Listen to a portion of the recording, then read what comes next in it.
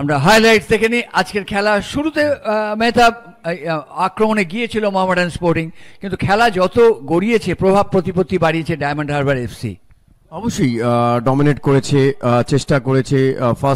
First half যখন 5 minutes খুব ভালো মডার্ন স্টার্ট করেছে, তারপরে যখন ম্যাচ ধরেছে বল পজিশন বলুন, এভরিথিং ক্রিয়েট করা, চান্সেস ক্রিয়েট করা, পাস খেলা, সব কিছুই কিন্তু ডায়মন্ড হারবার ফেভারে ছিল। তোমার তারপরে সেকেন্ড হাফে যদি আপনি বলেন 10 মিনিটস আফটার 53 মিনিটসের পরে ম্যাচ ধরেছিল, 10 মিনিটস খেলেছে মডার্ন, তারপরে আবার ডায়মন্ড হারবার ম্যাচ ধরে নিয়েছিল। নরও গোল করা উচিত ছিল।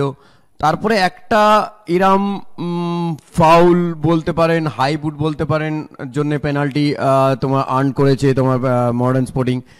যদি ডিজার্ভিং দ্য দল যদি বলেন, অফকোর্স ডায়মন্ড হারবার। এবং এটা সেই গোল, অনবদ্য গোল জবি জাস্টিনের, শিনের কর্নার কিক এবং প্রাপ্ত সুযোগের সদ্ব্যবহার করেছিলেন জবি জাস্টিন, অনবদ্য হেডে গোল করেছেন।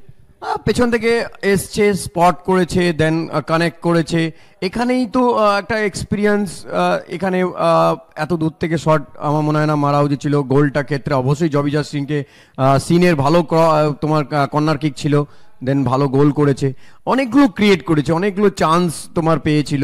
আমি বললাম অ্যাটাকিং থার্ডে ডমিনেট করেছে এবং শেষ পর্যন্ত কিন্তু আরও শট বাইরে চলে গিয়েছিল এবং মোহামেডান স্পোর্টিং শেষ পর্যন্ত পেনাল্টিতে গোল পরিশোধ করেছে। এইভাবে ডায়মন্ড হারবার এফসি দূরপাল্লার শট অনেক নিয়েছে, এই ক্রস পিচ দুর্দান্তভাবে শট নিয়েছিল।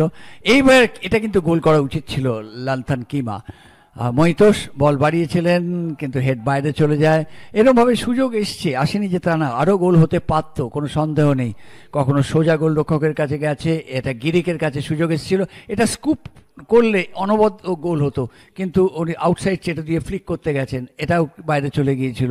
সুতরাং এরকম অনেক সুযোগ এসছে। শিন কিন্তু যথেষ্ট চোখে পড়েছে আজকে গিরিকের সঙ্গে। এটা ছিল শট কোহলির, কিন্তু সরাসরি। এবারের শটটা ছিল ইসরাফিলের, গোলরক্ষক তৈরি ছিলেন।